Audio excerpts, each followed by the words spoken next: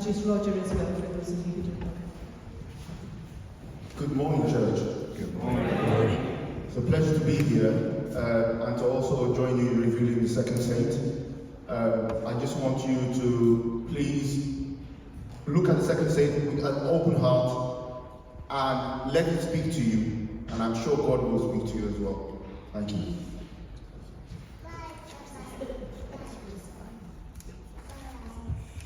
And Roger is our archivist and also a specialist in scenes and art.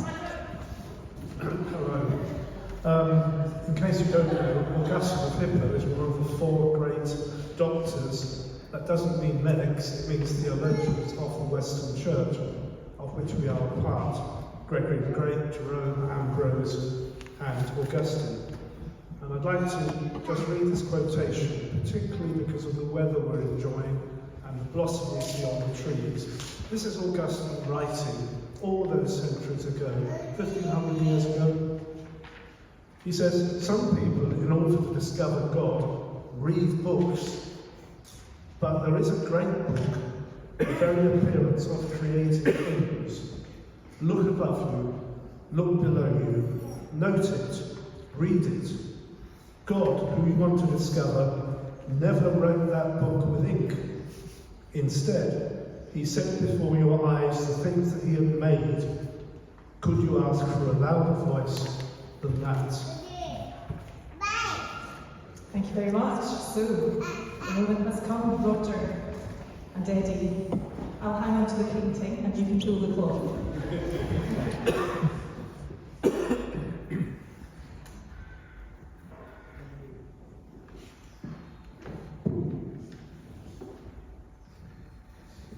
We were a bit worried it might fall off.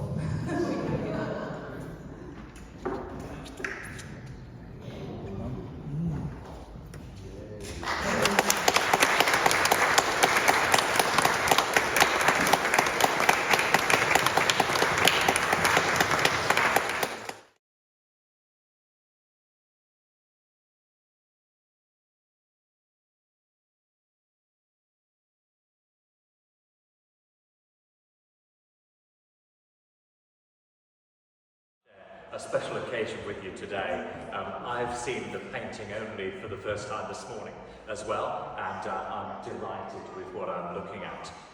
I think that the Word of God maybe comes to us 6 ways today, and I wonder if one of these 6 will work best for you. Maybe one of these 6 will work best for each of us. God could be speaking to you today from the scriptures, from the psalm that we've read together, from the prophet Isaiah, those two around about 26 centuries ago, or maybe just a little more. God's message might come to you today from the Holy Gospel, 19 centuries since that was first written down and read aloud in Christian communities all over the world ever since. The message of God to you today might come from St. Augustine of Hippo, from 16 centuries ago. And actually, God might speak to you from the utterly contemporary. God might speak to you from this picture that Eddie has created this morning. And God might speak to you from some of the children of the schools of Loughborough who have been involved in your amazing intercultural worship project. We are all saints about being disciples of Jesus today. 6 ways that God might speak to you in this service this morning. I don't know if you'd agree with me, but I think this.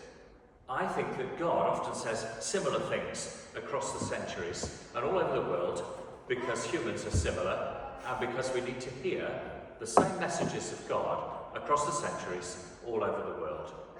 And you today, with whatever kind of experience of the last week you've come along to church, whether you've come here in great distress or out of habit or because you particularly wanted to today, we may find God speaking to us with strange relevance in this place, in this year, 2025, in this month of April, on this particular Sunday, here in this particular church in Loughborough.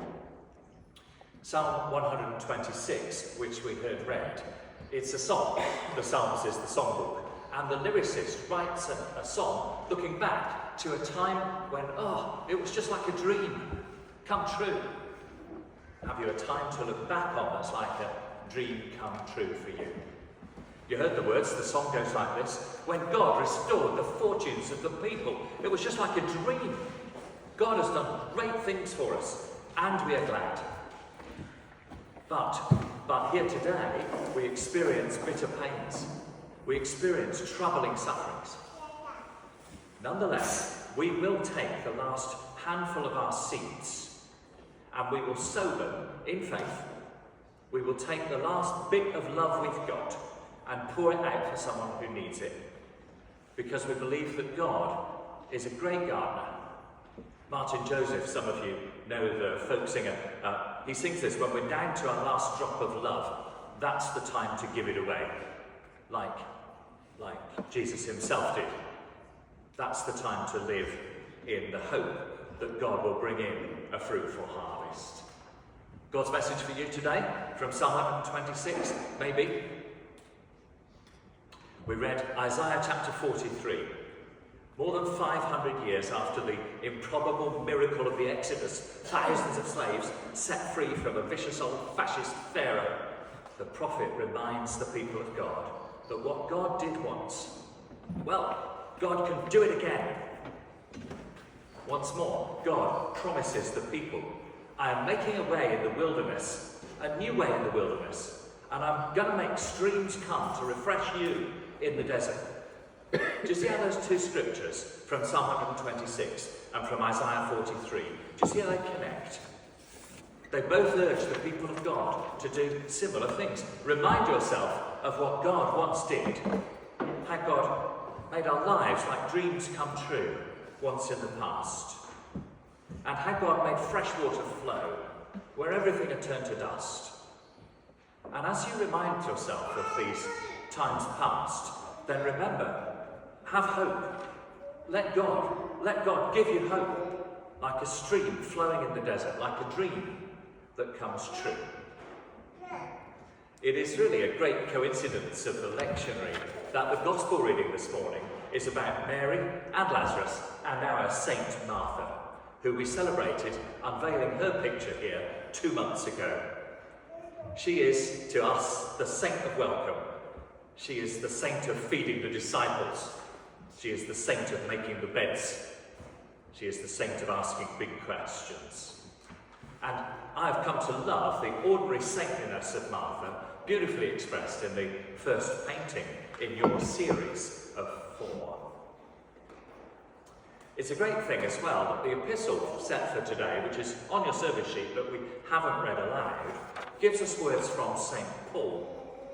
And they are similar too to what we've read from Isaiah and Psalm 126. St. Paul uses this phrase. He celebrates the goal of Christian living. This is what the point is of being a Christian. He calls it the upward call, the heavenward call to be with Jesus. I love that vision, the idea that God himself calls you and me, calls us upwards, calls us heavenwards, to be disciples, to be followers of Jesus himself. And I have to say that for me as a visitor, and thank you for making me feel so at home, I really do, for me as a visitor to your community, your wonderful All Saints project is enabling something special, the creation of new icons of discipleship and new images for today, for Loughborough, of what it means to follow Jesus. And that's why there is, I love, a round of applause, there is some excitement, isn't there, as we get our first glimpse of a painting which, for those of you who worship here, will become perhaps a part of your imaginative Christian experience, a painting you will look at often, a painting you will grow to know more deeply as you spend time with it. And that's why I wanted to say a little about St. Augustine this morning in the sermon. To me, St. Augustine is the saint of restless hearts, the saint of restless hearts. Actually, like the restless-hearted writer of Psalm 126, who longs to see God make our dreams come true in the future as happened in the past. like Isaiah the prophet of restless hearts, and like the yearning St. Paul, longing for the upward call of God in a heavenly direction. There are some Christian visions around today, I'm sure you're familiar with them, which speak only of certainties and solid truth. And I love to believe in the truth of the gospel, but I also know that I'm a restless-hearted person. And my restless heart has often, for me, been where God comes into focus. And it is through restlessness that I have done what I've done, the little bits of finding God that have come my way. So Augustine, the saint of the restless heart, you've heard this morning, he lived from 354 to 430 in North Africa for most of his life, modern-day Algeria, but also in Milan for a few years. And what made him special? Why have we chosen Augustine to be among our saints today? Well, one reason is because he was an amazing writer. He wrote, I think, the first autobiography in history. Not everybody did that, did they? Invent a new written genre just by themselves. I love autobiographies. I've read 4 this year. Arsene Wenger, Clement Attlee, Dorothy Day, Bruce Springsteen. So that's me. Kind of thank you very much, Augustine, for inventing autobiographies. They've given me great pleasure. I've loved them all. I should be grateful, shouldn't I, to Augustine for his Confessions. And in that autobiography, he describes his early life, his education, his family, his philosophical wanderings, and actually his rather wild, turbulent life in his relationships before he came to Christian faith. He was 31 before he decided that he would follow Jesus Christ. And he lamented later on in his life that he hadn't turned to follow Jesus rather sooner. I'm going to read to you in a moment the amazing reflection that he wrote on the coming of God into his life. It's a very poetic paragraph, and I felt as I was preparing the sermon, if I just read it once, well, we won't really get to the bottom of it. So I've printed it on all the little scrolls. So if you're near enough to a little scroll, you can read it there as well as hearing me read it aloud. And the little scrolls are to keep, if you haven't got one yet, find one that someone else discards if you'd like to take one away with you. And what I intend to do with mine is just put the scroll in my wallet this week so that I can remind myself of these, I think they're fabulous poetic words of St. Augustine's coming to God. This is what he wrote to God. Belatedly, I loved you. Oh, beauty so ancient and so new. You were inside. I was outside, and I was looking for you outside. I wasn't lovely. And I rushed heedlessly among the lovely things that you have made. You were always with me, but I wasn't with you. The created things kept me far from you, even though they had no existence apart from you. But you, God, you called and cried. You opened my ears from deafness. You gleamed and shone. You opened my blind eyes. Your breath was a perfume. I drew in the scent. Now, I yearn for you. Those words are the best words in this sermon, okay? Spend a bit of time with those. They're better than anything I've got by miles. And I really love this, that he could have finished that, couldn't he? He could have said at the end, now I have found you. But what he actually says is, now I yearn for you. The small scrolls, well, just there for you. Pick it up and keep it for the coming week, if you will. And notice that, like the psalmist and the prophet and St. Paul in our Bible readings today, this, from St. Augustine, is an expression of yearning for God. And I share it. It's the reason I go to church. I wonder if it's the reason you came to church this morning. Wouldn't that be wonderful? To be closer to God than ever before. If you share that yearning, even just a little bit, then this painting, this is for you. I would love, I've had a few moments in my life when I think, rare moments, but I think I've felt God almost tangible, almost audible, so close to me. Those have been quite rare moments in my long Christian experience, but they've certainly been enough to make me want more of them. And you, maybe the same. At the very least, as a Christian community, we should talk about moments like that. We should share them. Very famously, Augustine's vision of God the Creator makes a point, very subtle point, I think. He says, "You have made us for yourself, O Lord, and our hearts are restless until they find rest in you." That poetic line says God has given you, as a human being, two amazing gifts. The first amazing gift of God is freedom. And the second amazing gift of God is the grace to come to God, to choose the grace of God, to come in faith for salvation, and to live a fully human life because of what God gives. And I really love this about St. Augustine, that the restless human heart is God's gift. It's not that the restless human heart is something that's gone completely wrong with us. God gave us restless hearts. God gave us hungry hearts. And why did God do that? To draw us to God himself. So if you feel restless, if you yearn for more of God, if you wonder whether you've been wasting your life, if you wish that your life wasn't really taking the paths that you're on at the moment, then come and sit down here with St. Augustine, the saint of restless hearts. Now there's a lot of talk about collapsing civilization in our culture and media and society just at the moment, isn't there? And so there should be, because the news from Gaza or from Ukraine or from the Mexican border or from Sudan or from Rwanda or from closer to home, maybe in my life, your life, the news tells us that the idea of a world that's on the edge of collapse is not a daft idea, it's one that we should really take very seriously. And of course, the fact that Augustine lived and wrote and served his people in the diocese of Loughborough, they chose him to be their bishop. He lived in the collapse of the Roman Empire. All around him, an empire that seemed as if it would last 1,000 years was just falling to pieces. And I love this about Augustine as well, that he always taught that faith in God's grace is not some kind of escape hatch from the troubles of this life, from the collapsing cultures that we live in. Here's another quote. "What grace is meant to do is to help good people not to escape from their sufferings, but to bear them with a steady heart, with the courage that finds strength in faith in God." And Augustine learned painfully in his own experience, he had very hard times, that our worst days might be an essential part of our life's journey with God. This quotation will take you the rest of your life to work out. I've not got it.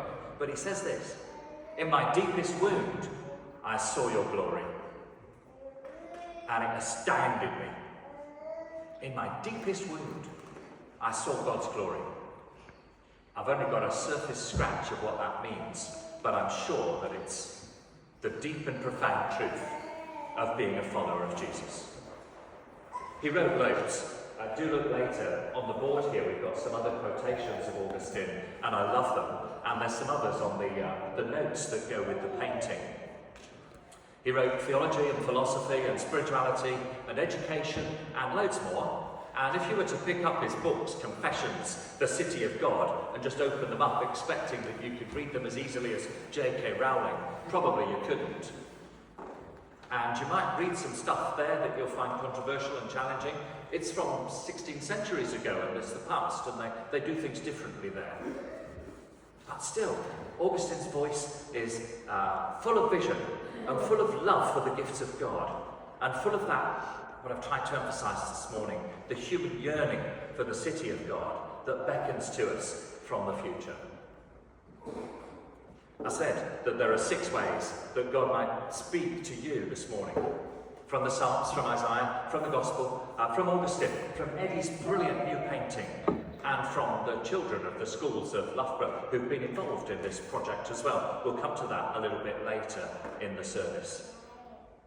Here's what I think, that the Spirit calls us to look with high hopes beyond the decay and destruction of our human lives and cultures, to look for the coming of God, and then to follow Jesus along the way towards the city of perfect peace that Augustine identified and wrote about.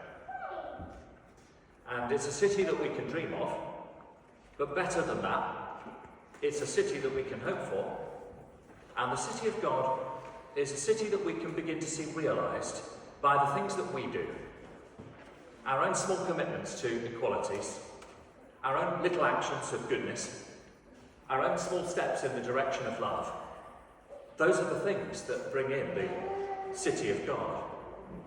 Like the exiles of Psalm 126, we look for dreams to come true. And like Isaiah, we hope for fresh streams of flowing water to refresh the deserts of our lives. And like St. Paul, we press on upwards, seeking the heavenward call of God in Jesus for ourselves. My last quote from Augustine is this one: trust the past to God's mercy.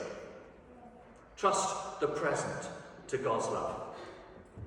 Trust the future to God's providing. In our processional hymn this morning, we sang, you might have noticed that it said it was written by Timothy Dudley Smith in the 1970s. But actually, Timothy nicked all his ideas from St. Augustine. The hymn is based on what St. Augustine of Hippo had to say. I loved singing it. I wonder if you did too. It sums up so well the messages of God to us this morning. Life of the souls that love him. May Christ be ours indeed. The living bread from heaven on whom our spirits feed, who died for love of sinners, to bear our guilty load, and make of life's brief journey a new Emmaus road. May it be ours to know him, that we may truly love, and loving, fully serve him, as serve all saints above. Amen and amen.